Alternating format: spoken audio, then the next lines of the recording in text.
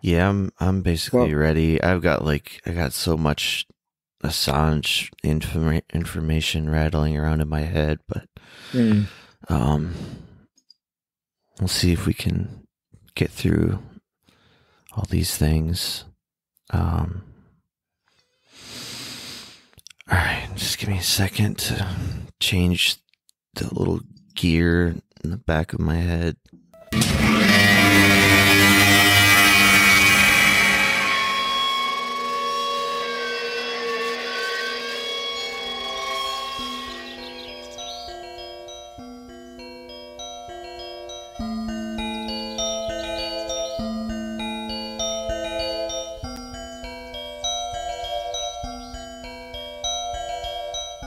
He walked out in the gray light and stood, and he saw for a brief moment the absolute truth of the world.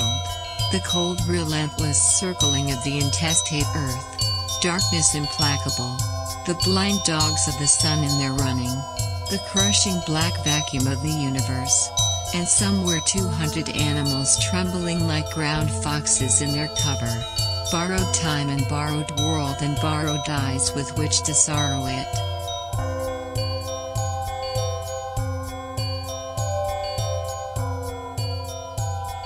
And lo, for the earth was empty of form, and void, and darkness was all over the face of the deep, and we said, look at that fucker dance.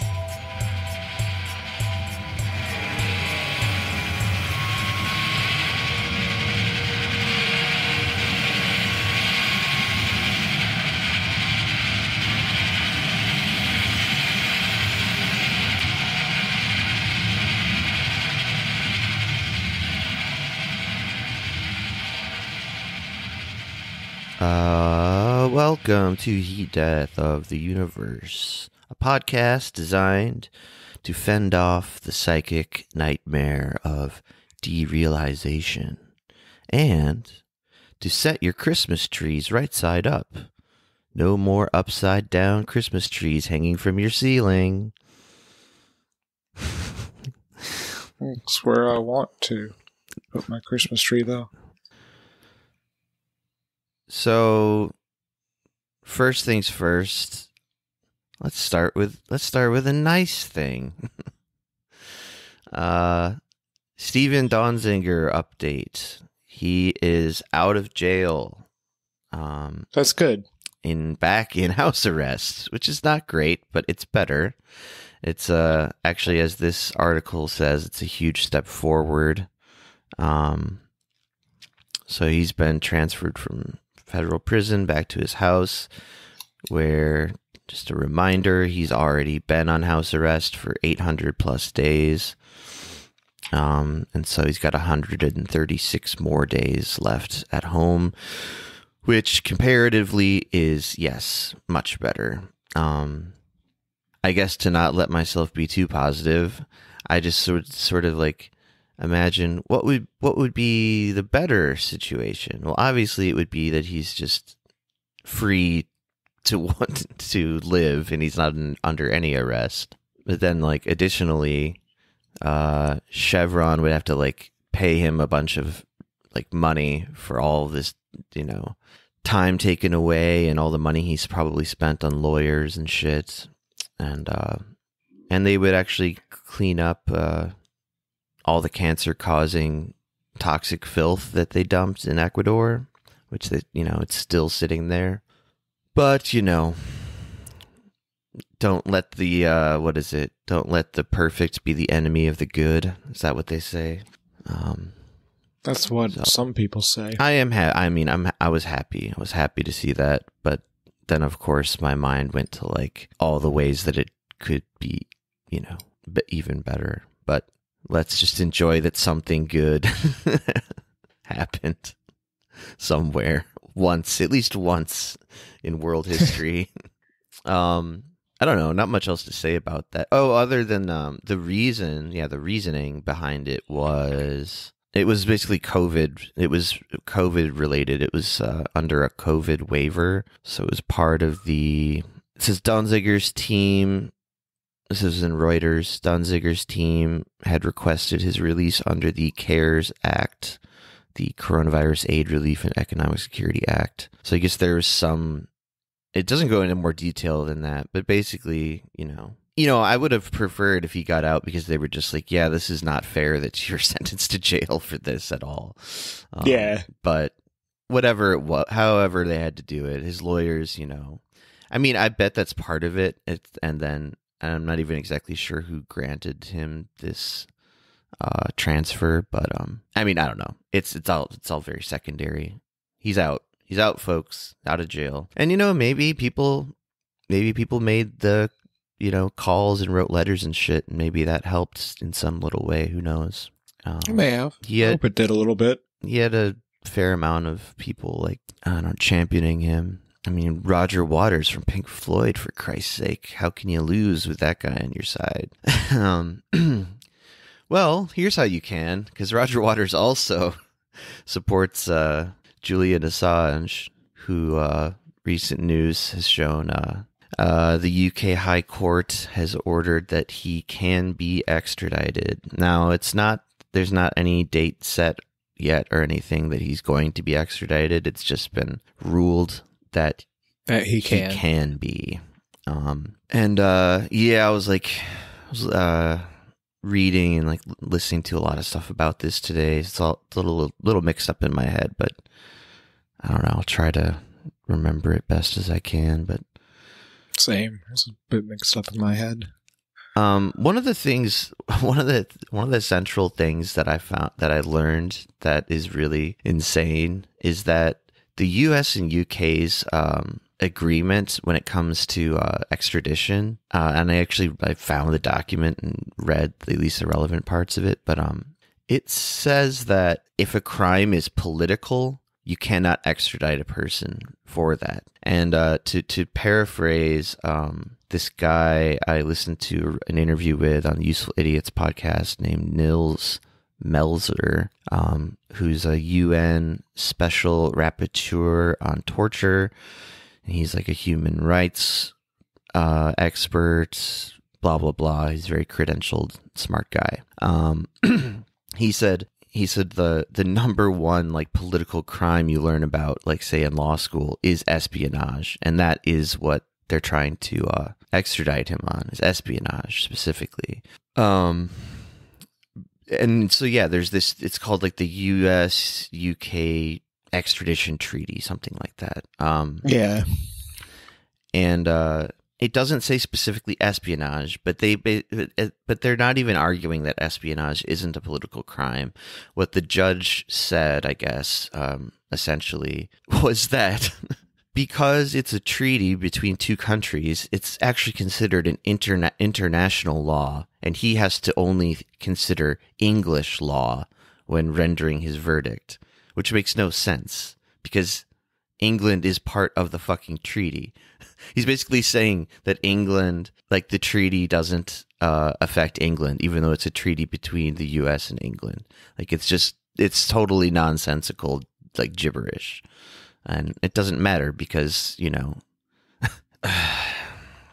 there's just too many powerful moving pieces all aligned in wanting to make an example of Julian Assange. That's what I think this is all about. I mean, that's not a new insight, but really, I think I think they're just trying to scare other journalists from publishing stuff that's truly damning.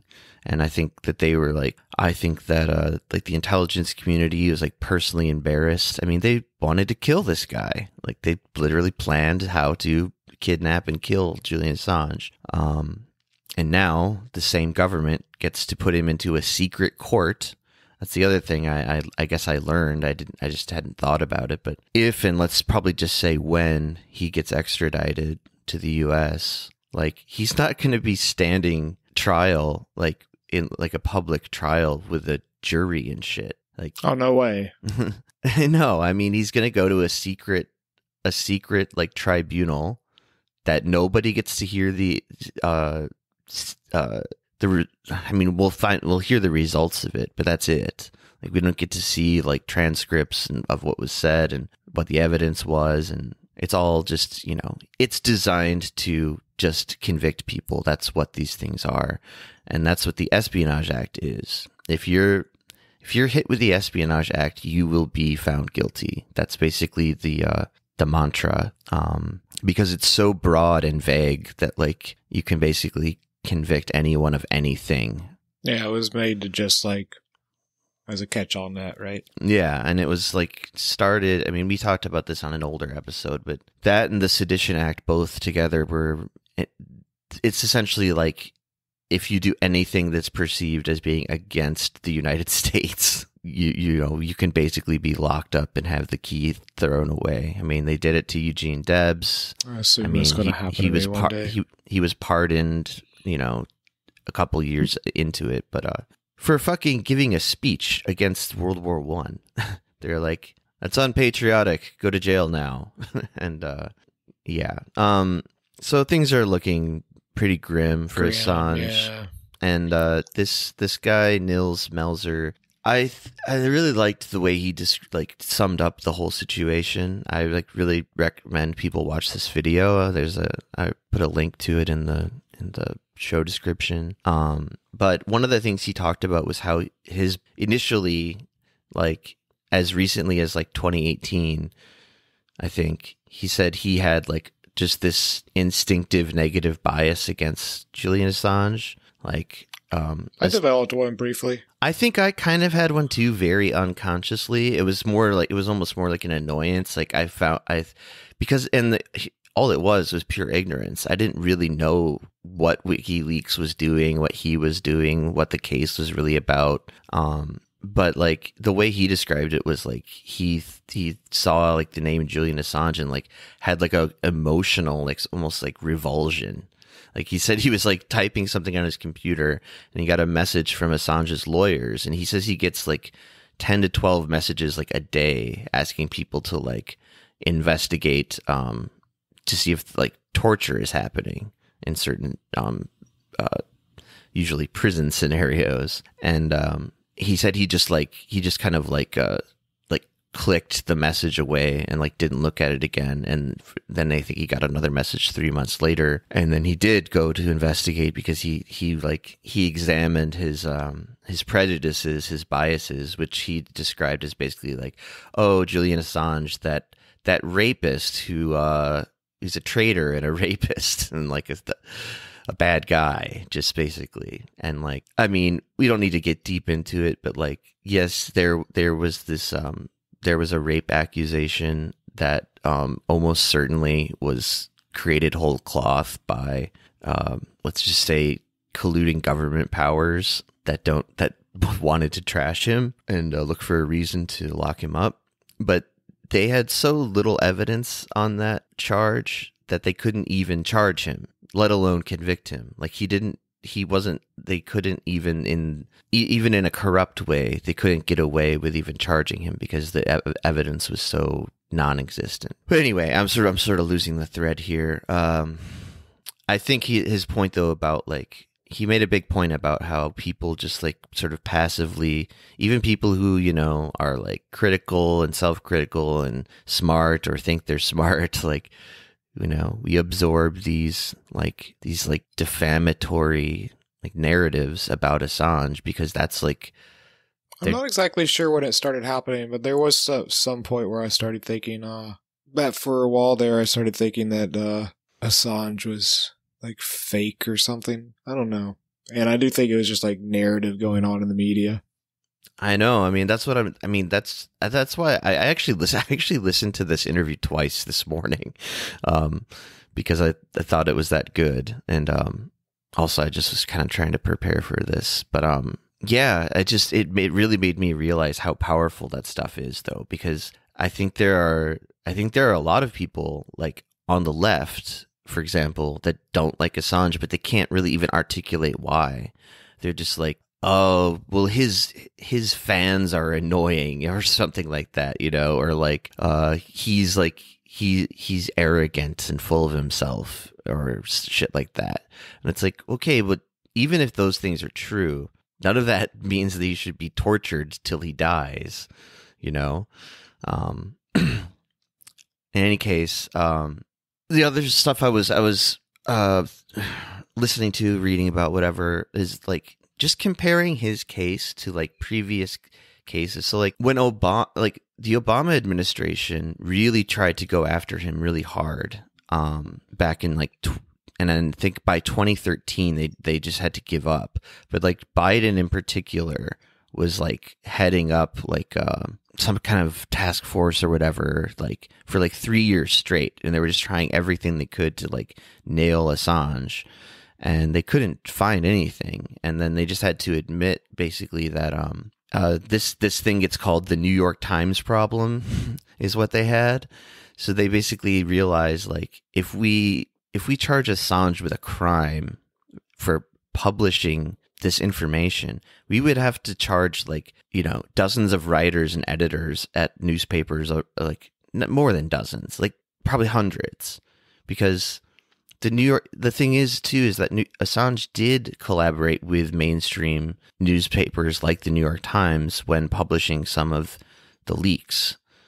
And so, well, I mean, what, they'd only have to really charge them though if we operated under a fair system where people were like, you know, everyone was punished for treated the same way, right? Treated the same way. But I think they even knew then that like it was so absurd that like because here's what they're doing to him now. They're not saying we're punishing you for publishing things. What they're trying to twist around is that he was actively like seeking out these documents but essentially that means they're criminalizing the act of investigative journalism because there's evidence of him asking like Chelsea Manning questions like, do you have more of this information that you've given me? So they're like, aha, there's the smoking gun. He's a thief of information. And it's like, no, he's a publisher of stolen information, which is a completely legal act, which every investigative journalist does probably. I think Matt Taibbi said it this way. Every serious journalist has probably done a dozen times in their career. And his situation is literally no different. Like when The Intercept published the drone papers that Daniel Hale took, they're Julian Assange. They're doing the exact same thing. Are they on trial right now? No. Is Jeremy Scahill locked up in a fucking solitary? No. And like the big example is the Pentagon Papers. Daniel Ellsberg, you know, in the 70s, he published the Pentagon Papers, which was really damning to the U.S. government. It was all about just the lies that got us into Vietnam. And I mean, he actually took the documents though too, but the New York Times published them. That's what that fucking like liberal wet dream movie, The Post, was all about. It's like, oh, Tom Hanks is this fearless journalist hero who published the Pentagon Papers. So like the same people that probably loved that narrative and watched that movie and thought it should win an Academy Award also think Julian Assange should just rot in hell. And it's just like the hypocrisy and the double standards is just like infuriating. Are you trying to tell me The Post isn't a good movie? It's pretty saccharine. I didn't really like it that much. I didn't see it. You know what's weird about that movie though is that both Bob Odenkirk and David Cross are in it. Just seeing them together in like a prestige Spielberg movie is kind of surreal. No, because what was annoying about that movie is that like Spielberg made it like just basically cashing in on like anti-Trump hysteria of like, yes, we have to sanctify and show how sacred, you know, journalism is. And like I agree that it is important that like journalists have freedom to publish things. And that's exactly why people should be outraged about this Assange thing, but it's largely getting like either ignored or just talked about approvingly in American media right now, or just like kind of talked about like blandly, neutrally, like, well, he broke the law. And it's like, no, he didn't. Like most people just don't know what he's being charged with and what the story is. People think that he literally like hacked into the military database and like stole stuff. He didn't. It's just anyway. No, I mean, I guess I thought that for a minute there. I probably then I realized that he didn't. I probably did too.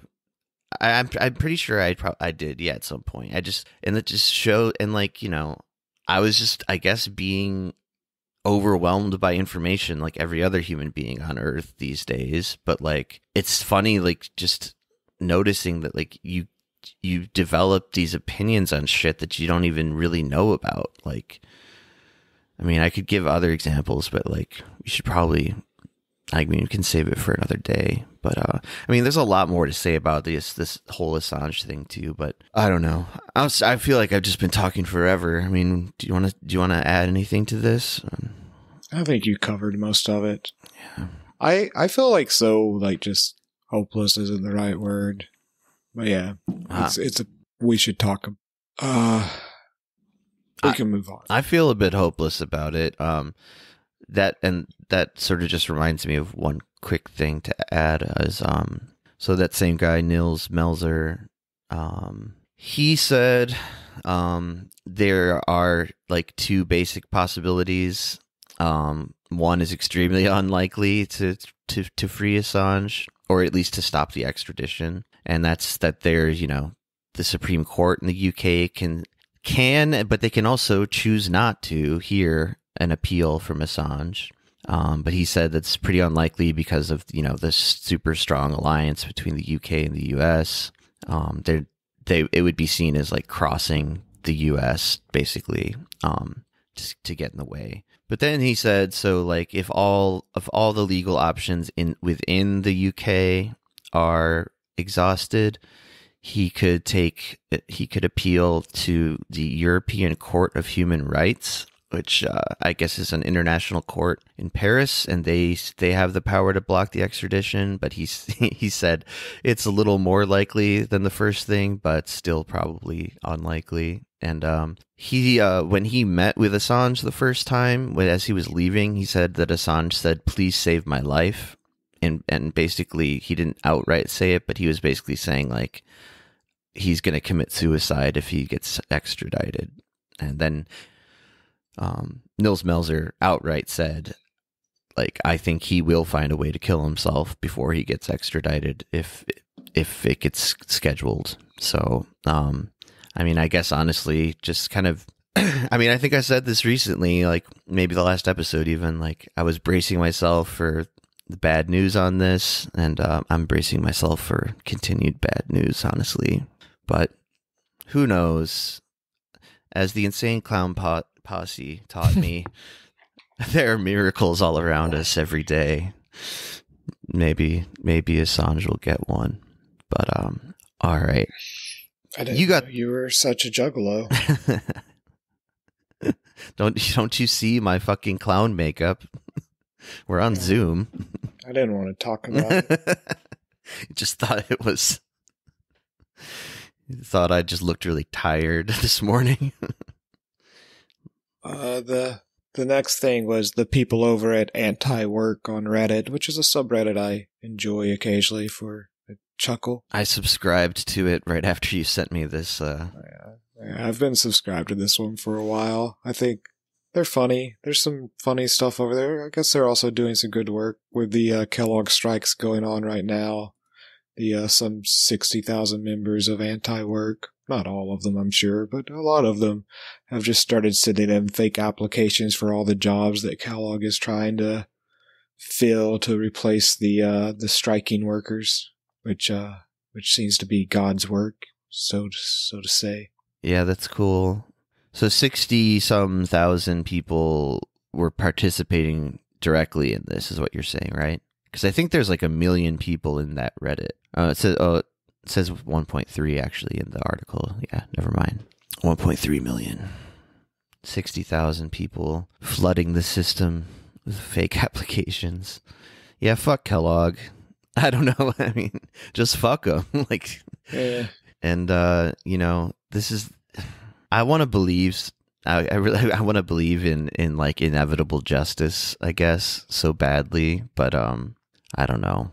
So I guess seeing people just doing anything, even if it's not necessarily going to save Yeah, save Kellogg these people's basically. jobs, but I mean,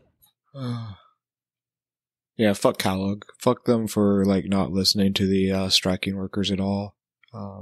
I hope that they cannot fill their positions. I hope that these little internet outbursts keep them from doing so. Well, I don't eat cereal, but I recommend that you stop eating their cereal. I don't know what else Kellogg fucking makes. They probably make things other than cereal. oh shit, man, I didn't buy this, Haywan did, but Haywan bought some cereal that's sitting right over there. I'm looking at it right now. I should throw it out the window.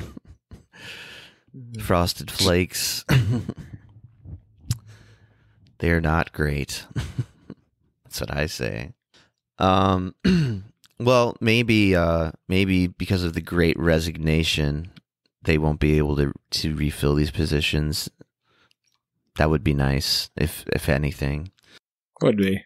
Yeah, good on those Redditors. Reddit is way better than Twitter.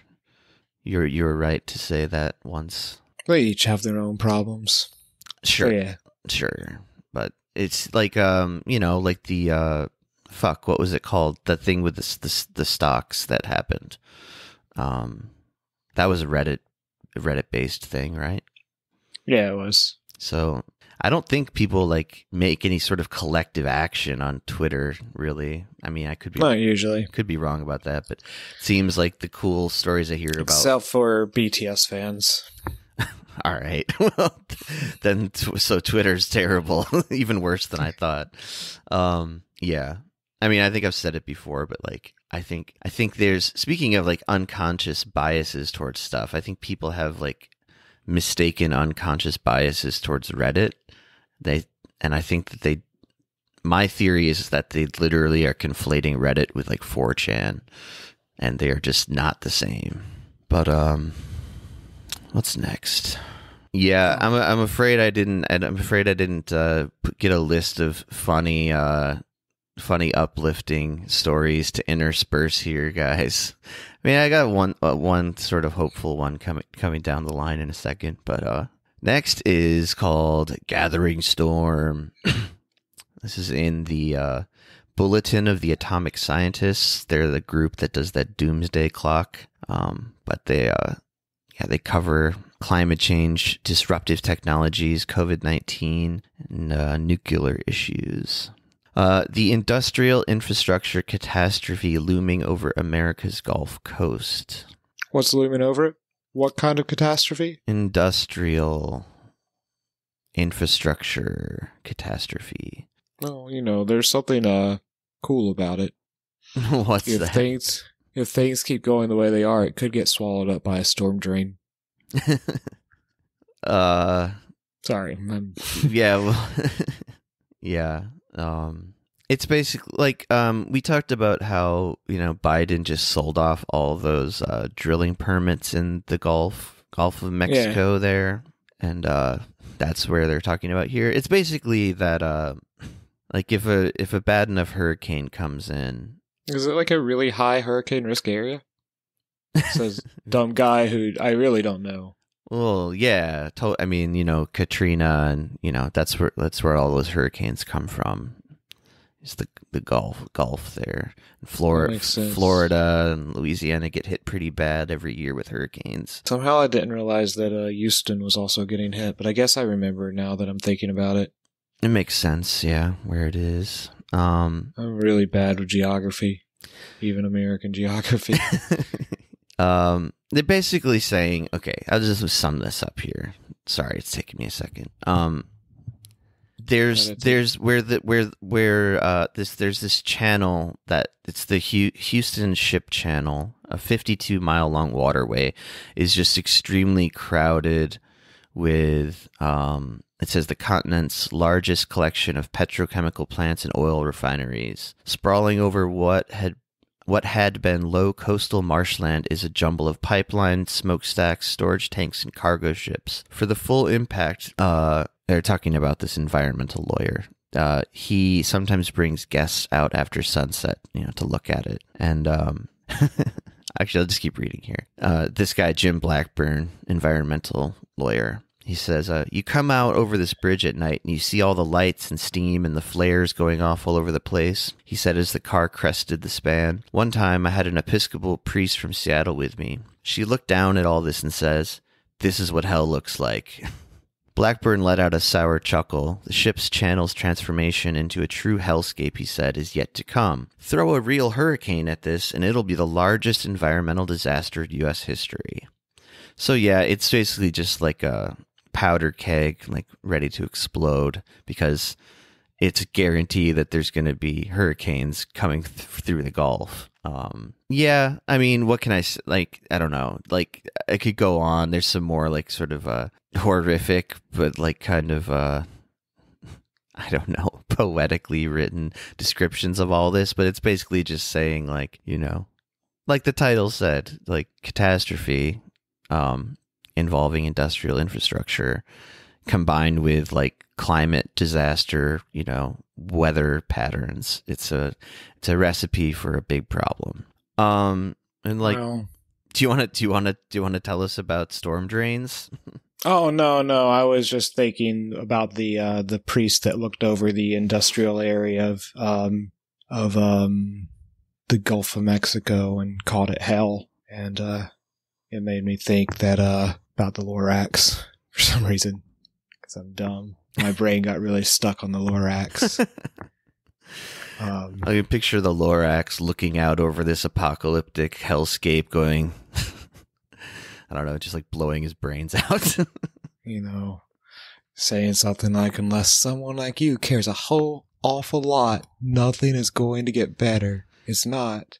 But you know, these days he's probably just going to say, nothing's going to get better. It's not. And then a drop the other part. Shotgun blast to his Lorax face. Yeah. Sorry, that's real grim, even for me. But okay, next story is, I mean, it's also bad, but it's like almost kind of funny until you read like the details. This one actually made me think of some things that I've seen happen in Seoul, but it's been a while. It's been a few years back. I think that the problem of what I'm thinking of has mostly been fixed in Seoul, which I'll talk about in a minute. But yeah, people in Jersey. I want to say Jersey. Fuck my brain. It is Jersey, right? Yep. Okay. I got worried for a second there that I was just throwing Jersey under the bus for no reason, because people do that. Have been, you know, swallowed up by their terrible storm drains. The storm drains are waking up, crawling out of the ground, and eating people. Yes. Like eldritch monsters. As drains do. It's just their instinct. You can't really blame the drains. Don't blame the drains. It says, so like, oh, go ahead. Well, it just says an alarming number of people, especially children, have drowned after disappearing into storm drains during floods. And yeah, the article just kind of describes it, and they interview someone who survived it somehow, and God, it just sounded so terrifying. One of the big problems, I think, is like, it seems like a lot of the local governments are refusing to put grates on the drains. Yeah, it's a simple fix. which basically solve the problem, but they don't want to spend like the tax money, time, $10, the man hours to put grates on the. Well, when the city government's doing it, it's going to be more than $10, man. But yeah, be. It's just another example of fallen or shitty infrastructure. Shitty infrastructure, just like heartless, soulless bureaucracy. Like, I don't think the state of New Jersey is broke. I think they could find the money in their budget somewhere. But I mean, it's just until like, I mean, they're saying this is like almost like an epidemic. Like, I think it says here, since 2015. So this was in ProPublica. It says ProPublica identified 35 of these cases since 2015, and there could be more. But yeah, I mean, even one kid getting killed for something that is so easily preventable it ain't right, you know? But yeah. No, I agree. It's something that we shouldn't be dealing with. I mean, It's just like last week we talked about how the U.S. can't even fucking stop like babies from getting syphilis, which is like something the third world has conquered, you know, and we have record high numbers of it. I don't know. It just seems like, is there anything that isn't fucked up anymore? Not really. It's like, Well, maybe it's only because you're only focusing on the bad. I mean, there is probably some truth to that for sure, but, and yeah, like sort of scary negative news, I guess, sells in a way, but. I mean, what's 35 lives lost to saving a bit of money on grates for drains? Jesus. What's some babies dead when, you know, when they could have been saved? Wait. Yeah, no, they should put grates on the drains. There should be like, I mean, this shouldn't be a problem. Yeah, I mean, one of the guys they describe more in detail getting sucked into one of these things. They found, it says his body was found the next day in a wooded area blocks away from where he got pulled in. 31-year-old guy. Just, I mean, imagine the horror being like gripped in this like 3-foot wide drain, like just drowning in the dark. I mean, it's fucking terrifying. I mean, this one guy who survived, he described as this is an 18-year-old kid. He said, I was completely underwater. I couldn't grab a grip to hold on to anything. I just covered my head with my arms and just sort of tried to ride it out till I came out the other side, or maybe got a little gasp of air. Yeah, so that sucks. Just fucking put grates on these things, goddammit, you fucking idiots. It's not like, I mean, because of, global climate disaster, the floods aren't going to stop anytime soon. So fucking at least can we at least not have people sucked into pipes? That's all I'm asking. It's a little too much to ask. That's all I want for Christmas. All right. This next thing is sort of positive, and we've actually kind of already talked about it, but I just thought it was worth talking about a little bit more, and which is headline: China shows us the path to the nuclear future. This is in EuropeanScientist.com, and it's all about thorium. Thorium, which is this element, I guess, or mineral, maybe. I'm not really sure what to call it, to be honest. That can be used the way uranium is used, except it's way less like volatile and doesn't create the same amount of waste. One of my favorite things to do in high school, I just want to bring this up, is it talks about in this article the Oak Ridge reactor from Tennessee that was shut down in the 60s. Yeah. Was exploring one of the abandoned nuclear reactors in Tennessee. That was like a high school pastime of me and my friends. Anyways. That's cool. Thinking about that. Good times. Was that close to where you grew up? Yeah, it's right outside of Knoxville. Okay. It's where all the smart engineer types live. Yeah, they bring that up. Fancy rich kids. When we talked about this last time, we mentioned that there was research being done in like the late 50s and early 60s in the U.S. with thorium, and it was being done, at this plant in Oak Ridge, Tennessee. But they abandoned it when they realized thorium couldn't be weaponized like uranium can. Yeah. They're like, oh, if we can't kill people with it, there's no sense in researching it. But the Chinese scientists have been researching it and are planning to do a pretty big experiment out in the Gobi Desert any day now. So like I was actually searching to see if they had done the experiment yet, and they haven't yet. But I guess it's imminent. And yeah, it's just like it could really. It might not save the world, but it could really turn a corner for. Isn't a lot of it still like if the world is willing to like embrace these type of reactors? I feel like, yeah, I hope it does. I hope it works. Yeah. Well, yeah. The last section of the article is about how people need to. It says, "Let's get out the anti-nuclear obscurantism." Yeah, people need to give up the fucking Chernobyl fear.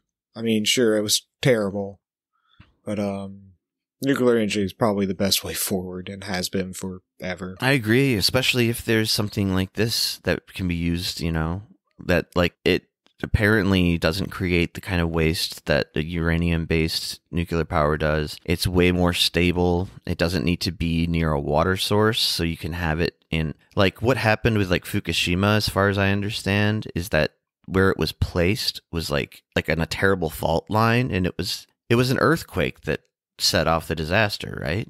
I'm pretty sure. Yeah, think so. And so, but like that's because with uranium-based power, you have to have like water running over the like uranium rods or whatever. But with thorium, you don't need that at all. It actually like regulates the temperature or something. I don't know. I'm not going to get super technical in it, also because I would have to read it aloud. But it's basically something like they just use like liquid salt, and it basically like keeps the heat at the right temperature. It's not like totally perfect. It said that there is a way that it could be there could still be potential like overheating or something, but it's still like, I mean, it's a billion times safer than digging coal out of the ground and burning it into the air, or all the other shit we do for energy. So they also said somewhere, I think that some thorium the size of a baseball could power, like, I think they said something like a city the size of Beijing for like a month or something like that. I forget exactly. But, well, here's what it really comes down to. And there's more thorium on Earth, way more than uranium. So it says the Earth's thorium reserves can supply the world's energy needs for tens of thousands of years. It also is a low cost compared to uranium, and blah, blah, blah. It's a good thing, and I hope it works, and I hope they get these things up and running soon. So that's all about that. I guess just really super quickly. So U.S. consumer prices? Yeah. They're up 7%, basically. Yeah, a 40-year high. So it goes through and compares some of like prices of things just in 2020 versus 2021. Some things like gasoline. I feel like when I left America, gasoline was $3 a gallon. Maybe it went. But there was like some time while we've been in Korea that gasoline got really cheap in America again. Yeah, I don't really know, mainly because, I don't know, I didn't drive for a long time. Yeah, sure. Same, because I've been here for like 10 years. That too, yeah. But even before I moved here, I basically stopped driving for a long time. But yeah, so they say like gas has gone to $3.34 a gallon. Last year at November, it was $2.16 a gallon. So it's a 58.1% increase. Food in general has gone up as much as 13%, at least for animal products. Like it says meat, poultry, fish, eggs. Beef, 21%. Just a lot of things. Cars gone up 9.4%. Electricity, 6.5%. All this shit has gone up. And do you think, did we get that federal minimum wage? I'm pretty sure we still haven't gotten that. No. No. We're never So, I mean, the real headline here is people more fucked than last year. Because no one's making... That sounds about right. The average wages have not gone up alongside these basic items that essentially everybody relies on in the United States. So more good news there. All right, this one's kind of silly. All right, I almost hesitated to like add this to the list, but whatever. I'll let you talk about this one because I actually could not get it to load on my web browser. Oh, it didn't work with Pocket?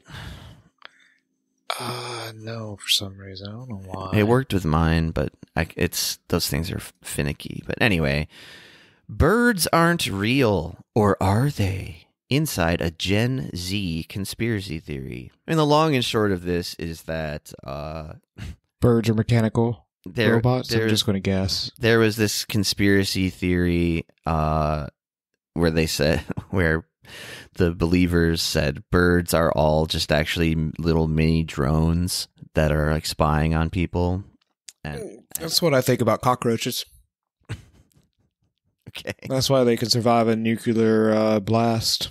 So they can spy on the barren nuclear wasteland. Yeah, well, actually, I think cockroaches are lost thoughts. Those are the thoughts that escape human brains, manifest, just devouring the rest of the planet the way we devour the planet. You should eating the very shit we thought up. Sounds like you parasites directly from the human body. The human mind. Sounds like you might want to join up with this cause. Because cause? Well, okay. So surprise, surprise, the conspiracy theory was invented as a hoax. Joke? Yeah. A satire. And the whole idea is like the Flat Earth Society. Yeah, sure. I think it was originally a satire that turned into like people believing it. I'm not sure about that, but I feel like I heard that somewhere. Wait, did you say the Federalist Society? The Flat Earth Society. Okay. I think it started as satire and then turned into many of these things. That seems truly believing it. That seems right, and I would honestly not even be shocked if somehow people earnestly started picking up this birds aren't real thing.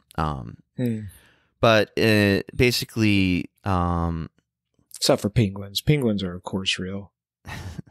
It says at the center of the movement is Peter McIndoe, 23 years old, a floppy-haired college dropout in Memphis, who created Birds Aren't Real on a whim in 2017. For years, he stayed in character as the conspiracy theory's chief believer, commanding acolytes to rage against those who challenged his dogma. But now, Mr. McIndoe said in an interview he is ready to reveal the parody, lest people think birds really are drones. And I don't know. I don't know if I would say this is cool, but it at least reflects like a certain.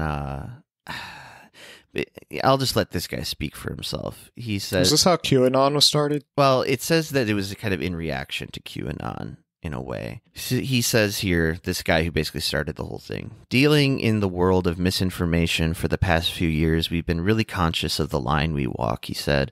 The idea is meant to be so preposterous, but we make sure nothing we're saying is too realistic. He goes on to say, Birds Aren't Real is not a shallow satire of conspiracies from the outside. It is from the deep inside, he said. A lot of people in our generation feel the lunacy in all this, and Birds Aren't Real has been a way for people to process that. So it just kind of made me realize, like, I guess maybe there is some unique situation that, say, Gen Z is in. And he goes on to talk about how he was raised by the internet, and like that's how he's like gotten most of his actual education is through like documentaries and YouTube. He says, my whole understanding of the world was formed by the internet. And I mean, mine too. I mean, you and I are like very much online. Like everyone in the world is like fucking attached to the internet. But like, I think there's a difference with being like raised from it from your first like conscious moments. Maybe, I don't know. I mean, we got to it like fairly early in childhood, I guess. But also, yeah. I mean, my family was kind of early adopters. But yeah, like I guess the internet, I did have 9 years without it. Yeah. And like the internet of my childhood wasn't all pervasive. Like we didn't have, smartphones, obviously. And it was just like AOL shit. That was like, it was more of like an oddity. Like, cause it was literally this new thing. I almost kind of feel like it wasn't until I was probably in college that I was like finding myself on the internet a lot. Like in high school, I didn't really even use the internet that much. I was really nerdy, so I used it a lot. But I don't think that my situation really mirrored a lot of other people who were the same age as us, to be quite honest. Yeah, maybe. With the internet.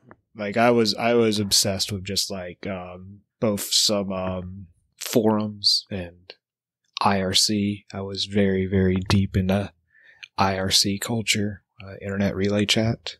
Ah, okay. But yeah. It was honestly more utilitarian for me early on. Like it was like, oh, I need to like use this to do something for school basically. Yeah. Now that I think about it, yeah. It was mostly just because, like, I guess social media didn't exist yet, and I wasn't in the forum world, and I used it to talk to people who I thought were interesting and read books and stuff, because I had a hard time finding them when I was growing up. But that was mostly my fault for just being like insufferable wallworm. Afraid to talk to people with slumped shoulders, looking down always. I know you had friends in high school, man. I made a lot of friends later. I was talking about middle school. Oh, okay. But yeah, no, Gen Z's a weird thing. I mean, Gen Z's cool. I think about that some too. I mean, that article does go on to kind of like, I feel like this guy kind of overestimates the power of his birds aren't real group, like, because now they're trying to do, like, I don't know, socially conscious, like, things, and like, but it was kind of like vague protests type stuff. But in any case, it's there's a lot. I mean, at least they're not being apathetic, I guess. Although, like, yeah. On the other hand, like, it is just kind of a big, like, ha, isn't this funny kind of thing. But I don't know. I got clickbaited by that one for sure. The headline totally ensnared me. Birds aren't real. Maybe we should wind it up here.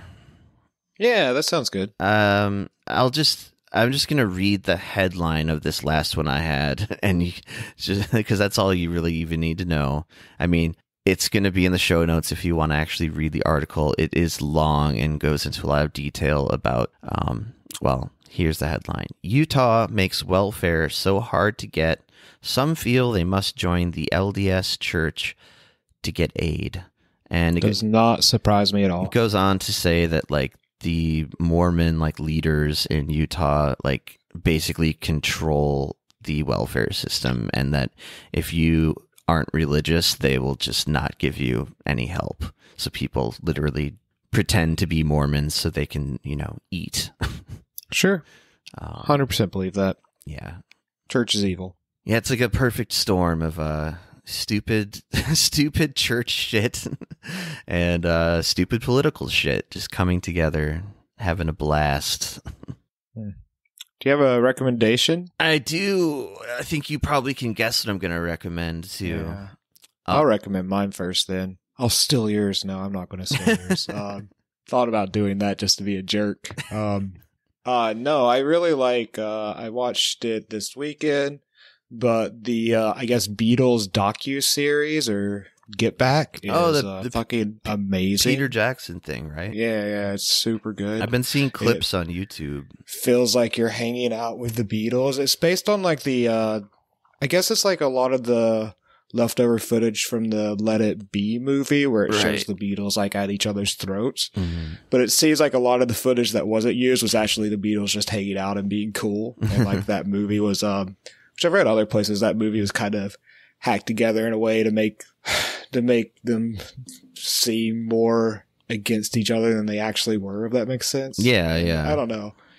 This is just like, it gets really into the process of them making music, and it just feels like you're hanging out with them. It's really cool. Even like, well, I am a fan of the Beatles, but I think even if you weren't a fan of the Beatles, if you just cared a bit about how music is made, it's very good. Highly recommend. Cool. Yeah, I was wondering when that was if it was out or not yet. All right, I'm gonna recommend a mini series that I guess was a Hulu thing. I'll just say I don't subscribe to Hulu, but I watched it anyway. You fill in the blanks. It's called Dope Sick, and it's good. It's about a topic we covered pretty in depth on this podcast, which is the Sackler family dynasty and Purdue Pharma and the opioid crisis in America. And I thought it was like, I actually didn't finish the last couple episodes yet, but what I've seen of it has been like kind of blew me away. Like, they got some really good actors in it. Michael Keaton is incredible in it. He's Batman in it. Yeah, he's Batman, addicted to opioids.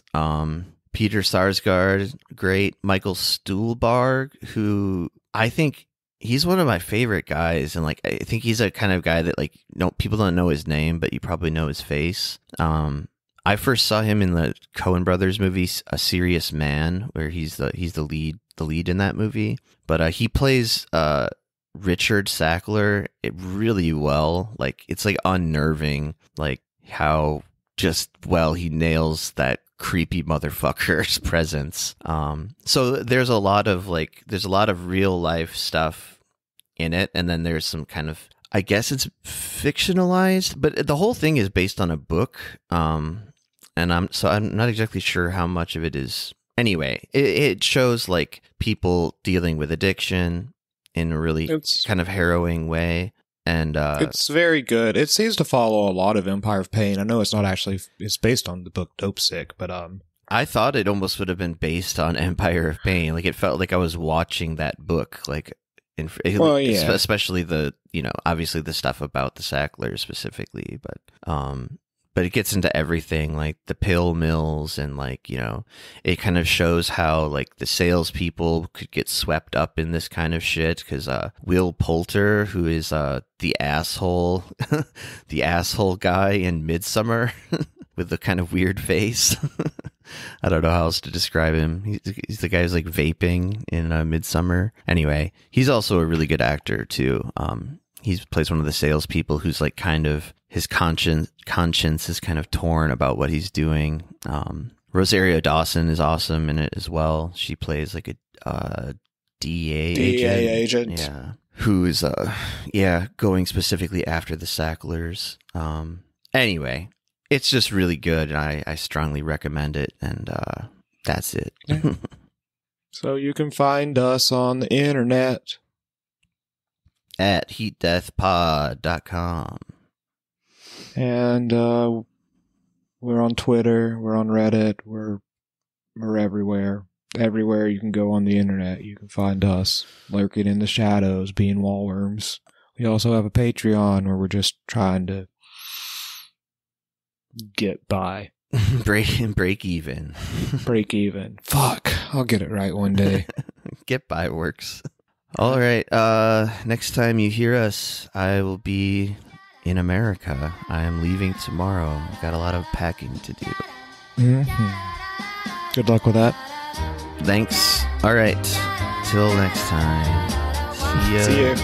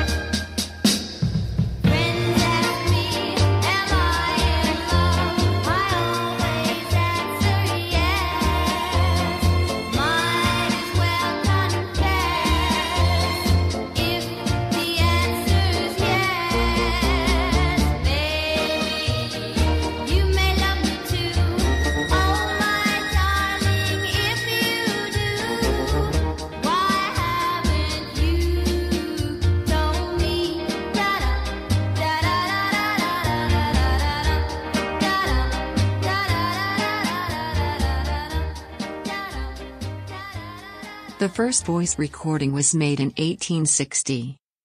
It was a 10-second fragment of the French folk song Au clair de la lune recorded by inventor Edward Leon Scott de Martinville. But who will make the final voice recording and when? What will it be? Who will hear it?